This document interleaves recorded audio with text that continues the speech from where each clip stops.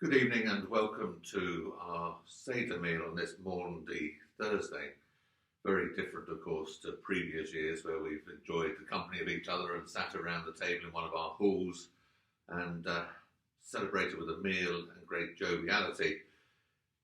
The Jewish people, this is a very sort of light-hearted Passover meal for them, and there'll be quite a lot of frivolity. So it is a very informal time of worship, but it's also a time when we remember God's presence with us. For the Jewish people, they would say at the end of the meal, next year in Jerusalem, which is their hope that next year with the coming of the Messiah, they'll be able to share the Passover in Jerusalem. Let us just say next year in Smallfield Church Hall, where I hope we'll be able to gather as a community again and celebrate the Seder meal, the Passover meal, as a group once more. I hope you've had the chance to fill your wine glasses. If you haven't, now's the time to pause and fill your wine glasses. You don't need 3 glasses. I've used these because they are a reminder of what we use at the meals when we've had them in the halls.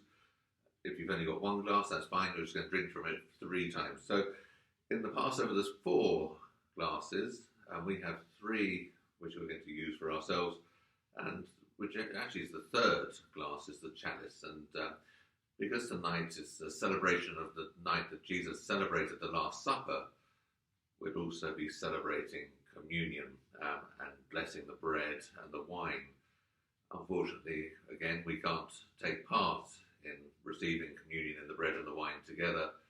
I'll be receiving it sort of on your behalf, but not really, because what we really want to do is to make it a spiritual receiving of communion. When we come to that part after communion has been given, we then have our own time for communion ourselves in a spiritual sense with a prayer that is on the service sheet.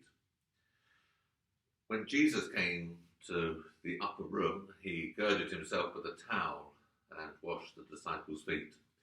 Nowadays, more importantly, we wash hands, and even more importantly in the present situation, we keep our hands washed.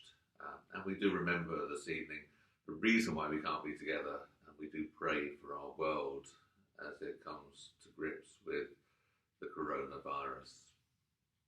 We begin by lighting our candles, and again I hope you have a candle or more candles. You can light as many as you want. I've got a few that I'm going to light.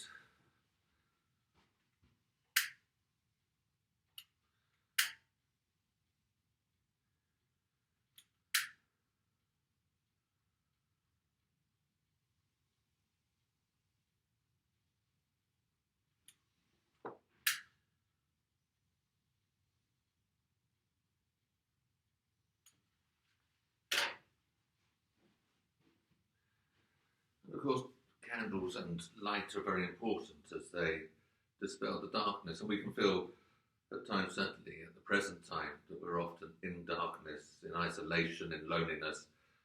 So let the light of Christ shine in our lives and dispel the darkness.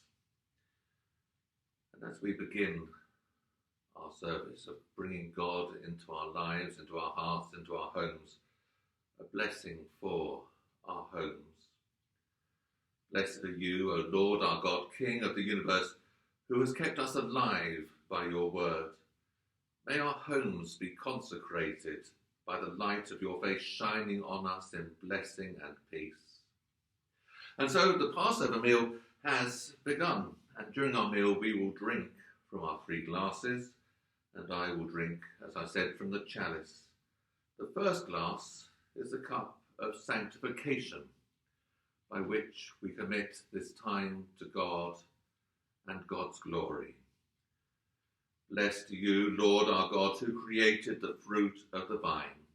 And so I invite you to join with me and all of our community as we drink from our first glass.